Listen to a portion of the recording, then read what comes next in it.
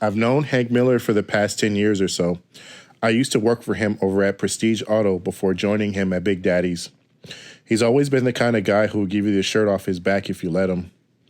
As a matter of fact, a few years back, I had got into a serious car wreck and was laid up for about 4 months or so while I was out of work that whole time.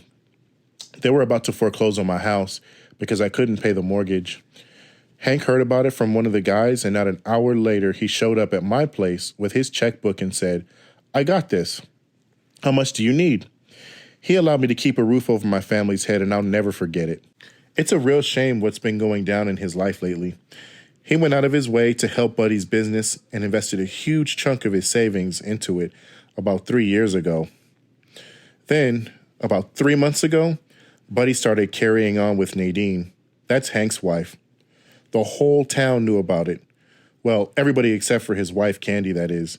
She actually had no idea, just until recently, as it turned out, Buddy and Nadine plotted together to scheme Hank out of the dealership, lost everything he invested, and his wife too.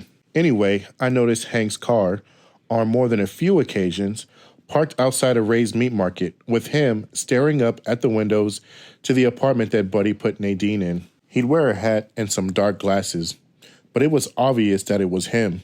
So on the night of April 3rd, I happened to be riding by that way, and it was poor Hank again. I think it was just before 8 o'clock, so I pulled over and went over to try to talk some sense into him. Told him that it wasn't healthy and that he needed to let it go because anyone who would run off with Buddy wasn't worth it. I can also tell by his reaction that no matter what I said, it wasn't going to do any good, but I needed to try. She's a no-good gold digger just like Buddy was.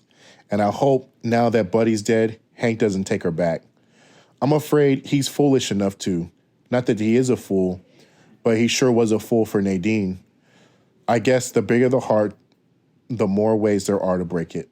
We talked for about 20 minutes, and I was just about to leave when Hank put the basketball game on the radio. Michigan and Seton Hall. So I hopped in the front seat of his truck and listened to the first half with him before I headed home to see the wife and kids. There is no way Hank killed Buddy. In fact, his heart was so big that I have no doubt that if Buddy had apologized for ripping him off, Hank probably would have forgiven him. Not so sure if he'd do the same for the Nadine part, though.